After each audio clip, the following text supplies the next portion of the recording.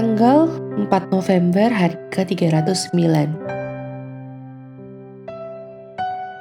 Bacaan Kisah Para Rasul pasal 10-12.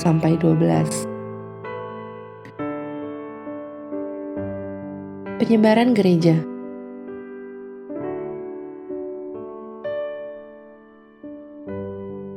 Garis besar, melalui penampakan seorang malaikat kepada perwira angkatan darat non-Yahudi bernama Cornelius dan sebuah penglihatan kepada Rasul Petrus, Allah menghadirkan momen bersejarah dalam penyebaran Injil kepada bangsa-bangsa lain. Allah mengirimkan penglihatan yang 3 kali berulang kepada Petrus untuk memecah berabad-abad prasangka yang mendalam antara orang Yahudi dan orang bukan Yahudi. Menetapkan kepada ketiga dan paling luas dari kemajuan Injil, kali ini ke sudut paling terpencil di dunia yang dikenal pada saat itu. Renungan harian dengan menggunakan kamus, atau lebih baik lagi kamus medis, carilah kata-kata berikut: limpa, pankreas, ginjal, kelenjar pituari, hipotalamus. Kesamaan apa yang mereka miliki? Berikut 2 saran. 1. Organ tersebut tersembunyi dari pandangan. 2. Organ tersebut sangat penting untuk berfungsinya tubuh. Mudah untuk menyadari adanya bagian-bagian yang terlihat dari suatu organisme, apakah itu tubuh manusia atau tubuh Kristus. Tetapi sangat pentingnya dan mungkin lebih lagi adalah bagian yang tidak pernah Anda lihat dan jarang pikirkan. Seorang penderita diabetes mungkin terlihat sangat sehat dengan pandangan sekilas. Tetapi jauh di dalam tubuhnya, suatu organ telah berhenti memberikan kontribusi penting dan sebagai hasilnya seluruh tubuh menderita. Di gereja di Antioquia, Barnabas dan Saulus mengajar pada pasal 11 ayat 26. Tetapi tak terhitung orang lain melakukan karunia memberi, membantu, dan berbelas kasihan untuk mendukung pelayanan para rasul. Pasal 11 ayat 29 dan pasal 12 ayat 5. Seorang yang hanya mendiri akan membuat gereja menjadi anemia dan tidak efektif. Sudahkah Anda menemukan peran yang Allah ingin Anda mainkan di gereja lokal Anda? Jika tidak, pelayan atau pemimpin gereja Anda akan senang membantu Anda menemukannya dan memenuhinya.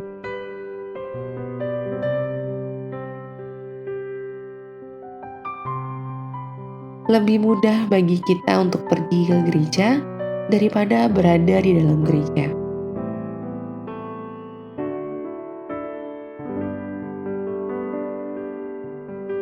Pendalaman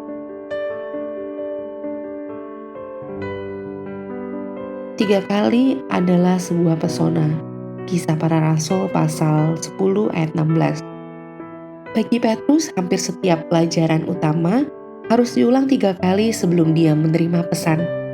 Pasal 10 ayat 16.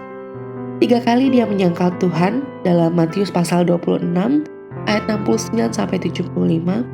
3 kali dia diperintahkan oleh Kristus untuk memberi makan kawanan domba Allah. Lihat Yohanes pasal 21 ayat 15-17. Dan 3 kali kain lembar itu naik dan turun sebelum Petrus memahami pentingnya perintah itu. Dari Petrus ke Paulus, Kisah Para Rasul 15 ayat 7. Sampai titik ini di dalam Kisah Para Rasul, Petrus telah menjadi tokoh yang dominan. Hal ini berubah setelah pasal 12 ketika fokus Lukas beralih kepada Paulus. Faktanya, nama Petrus hanya disebutkan 2 kali setelah pasal ini dalam Kisah Para Rasul pasal 15 ayat 7 dan 14.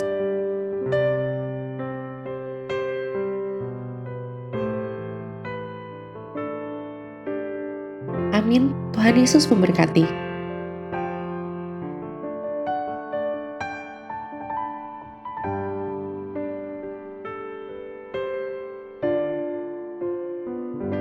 Kisah Para Rasul pasal 10. Petrus dan Kornelius.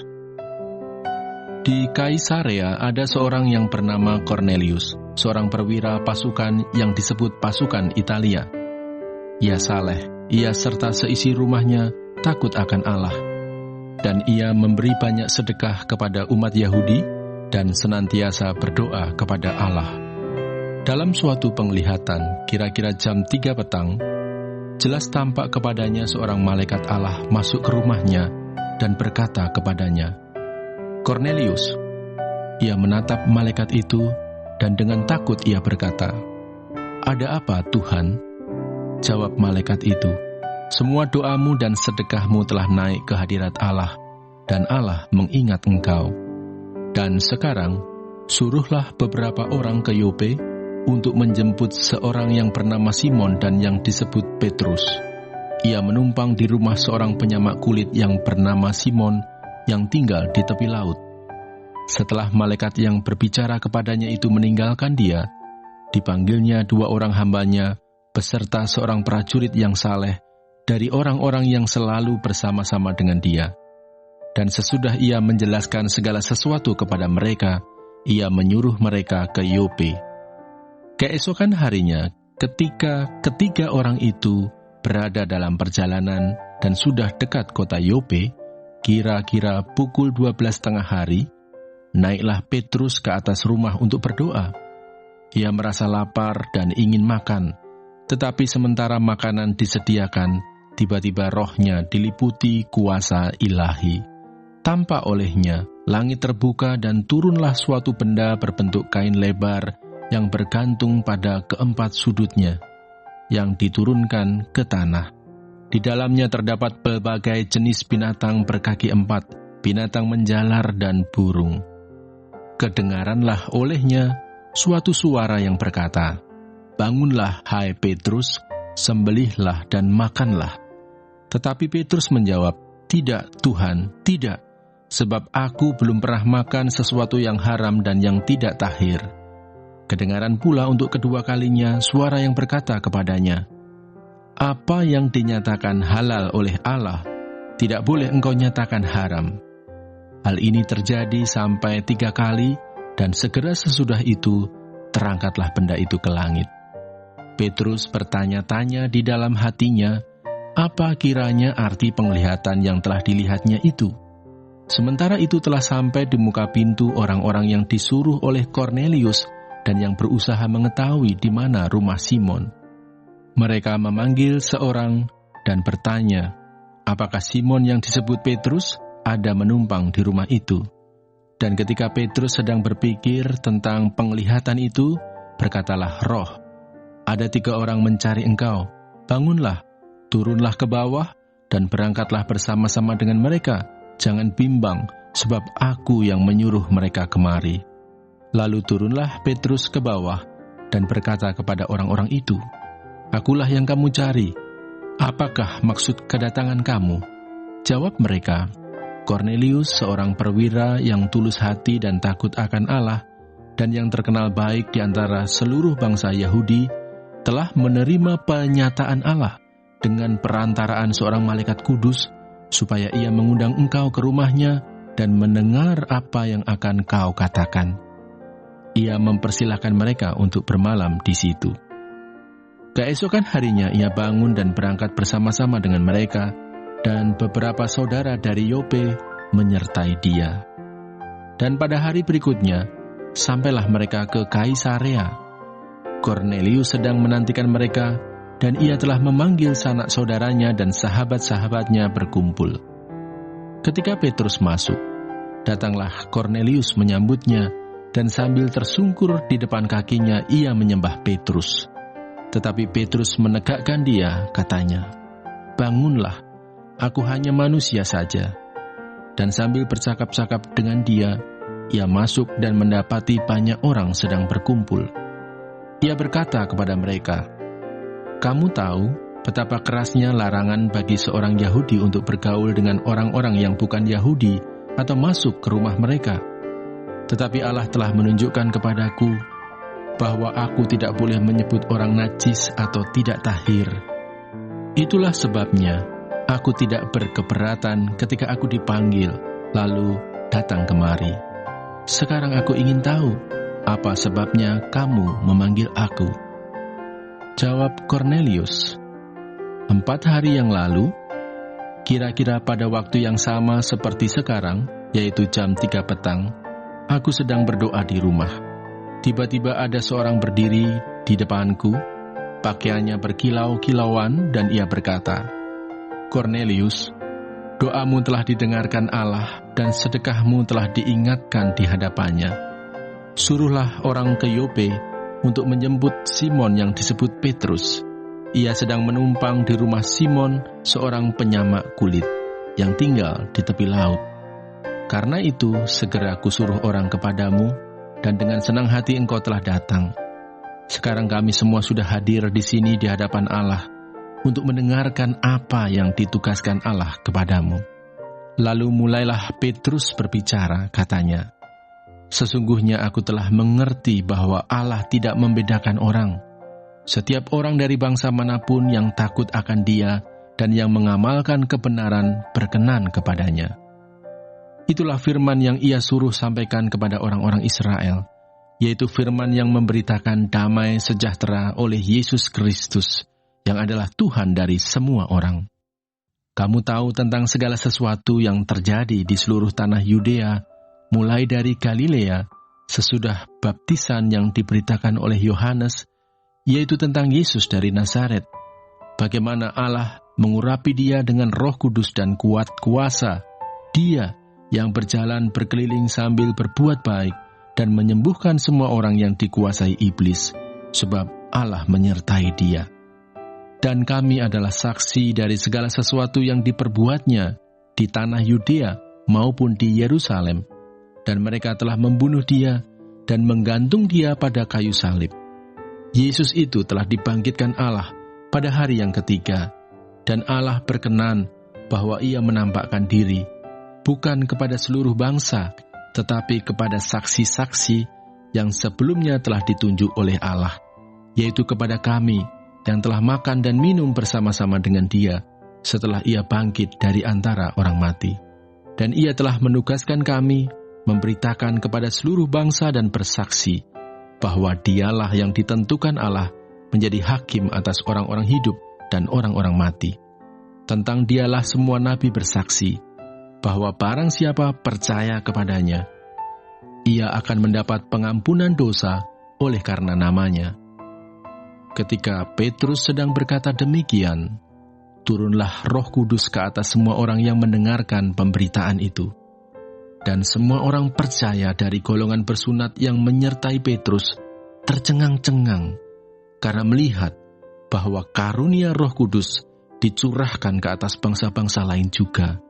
Sebab mereka mendengar orang-orang itu berkata-kata dalam bahasa roh dan memuliakan Allah. Lalu kata Petrus, "Bolehkah orang mencegah untuk membaptis orang-orang ini dengan air, sedangkan mereka telah menerima Roh Kudus sama seperti kita?" Lalu ia menyuruh mereka dibaptis dalam nama Yesus Kristus. Kemudian mereka meminta Petrus supaya ia tinggal beberapa hari lagi bersama-sama dengan mereka. Kisah Para Rasul pasal 11. Petrus mempertanggungjawabkan baptisan Kornelius di Yerusalem.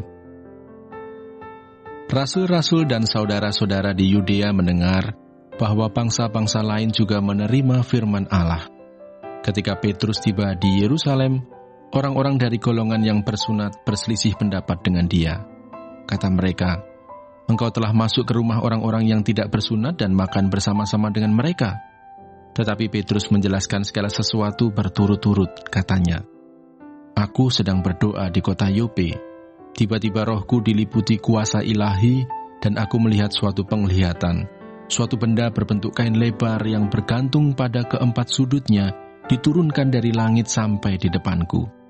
Aku menatapnya dan di dalamnya aku lihat segala jenis binatang berkaki empat dan binatang liar dan binatang menjalar dan burung-burung. Lalu aku mendengar suara berkata kepadaku, 'Bangunlah hai Petrus, sembelihlah dan makanlah. Tetapi aku berkata, tidak, Tuhan, tidak, sebab belum pernah sesuatu yang haram dan yang tidak tahir masuk ke dalam mulutku. Akan tetapi untuk kedua kalinya, suara dari surga berkata kepadaku, apa yang dinyatakan halal oleh Allah, tidak boleh engkau nyatakan haram. Hal itu terjadi sampai 3 kali, lalu semuanya ditarik kembali ke langit. Dan seketika itu juga, 3 orang berdiri di depan rumah, di mana kami menumpang. Mereka diutus kepadaku dari Kaisarea. Lalu kata Roh kepadaku, pergi bersama mereka dengan tidak bimbang. Dan 6 saudara ini menyertai aku. Kami masuk ke dalam rumah orang itu, dan ia menceritakan kepada kami, bagaimana ia melihat seorang malaikat berdiri di dalam rumahnya dan berkata kepadanya, suruhlah orang ke Yope untuk menjemput Simon yang disebut Petrus.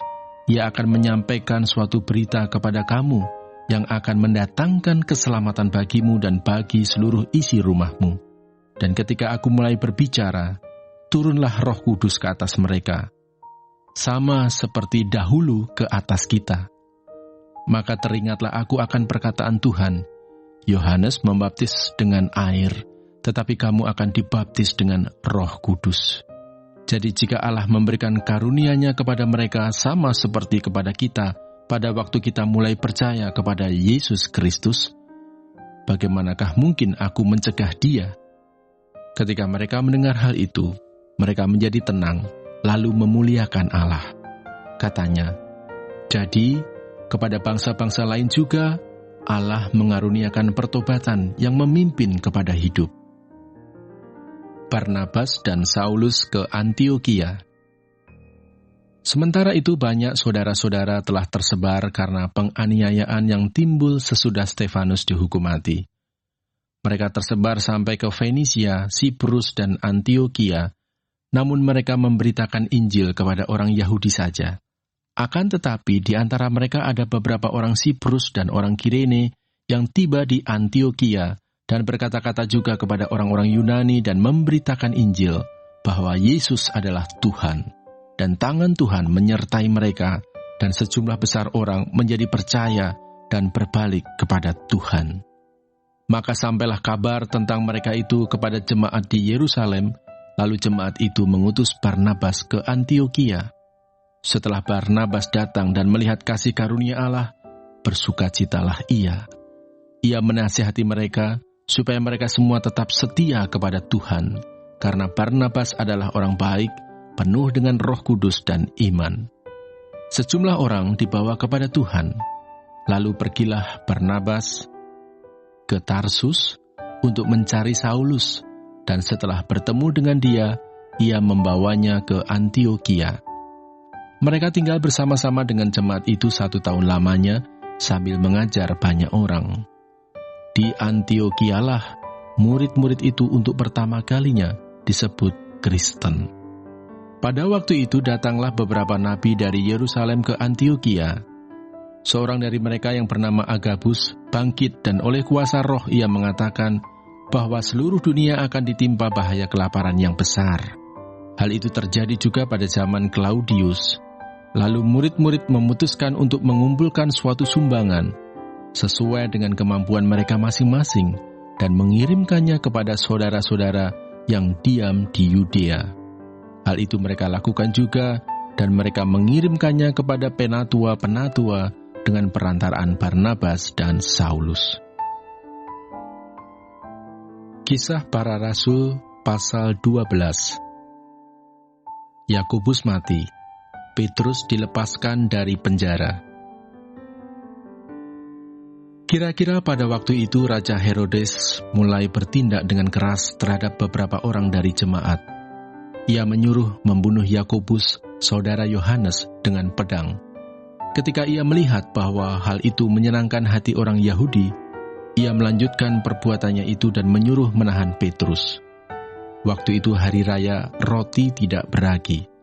Setelah Petrus ditangkap, Herodes menyuruh memenjarakannya di bawah penjagaan 4 regu, masing-masing terdiri dari 4 prajurit. Maksudnya ialah supaya sehabis Paskah, ia menghadapkannya ke depan orang banyak.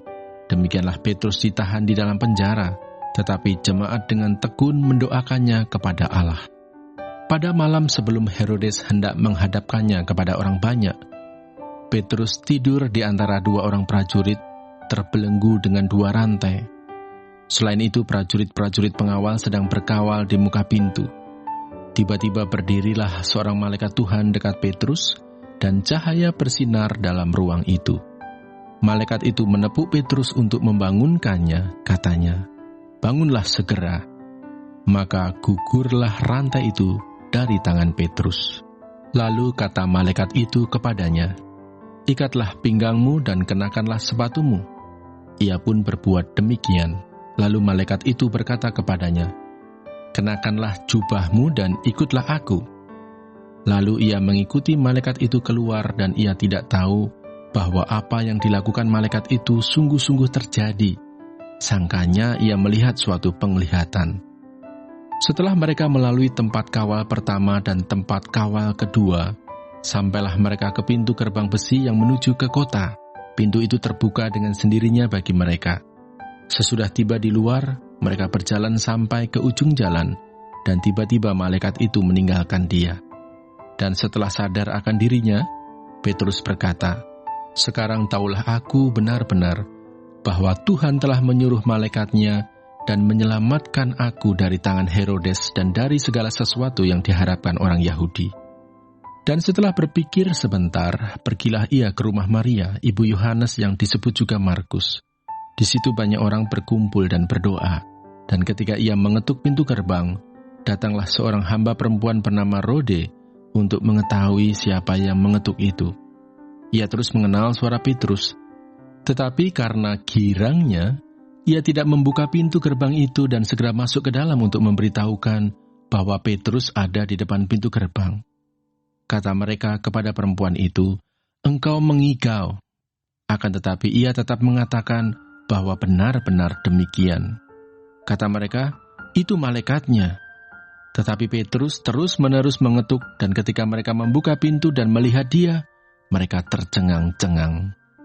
Tetapi Petrus memberi isyarat dengan tangannya supaya mereka diam. Lalu ia menceritakan bagaimana Tuhan menuntunnya keluar dari penjara.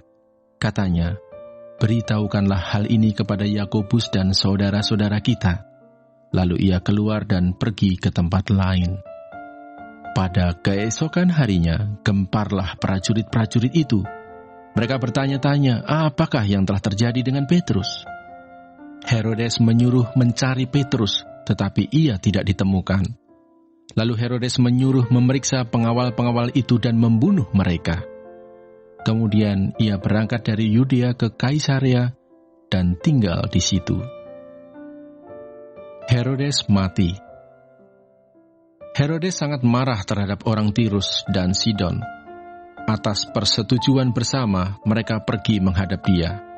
Mereka berhasil membujuk Blastus, pegawai istana raja, ke pihak mereka, lalu mereka memohonkan perdamaian karena negeri mereka beroleh bahan makanan dari wilayah raja.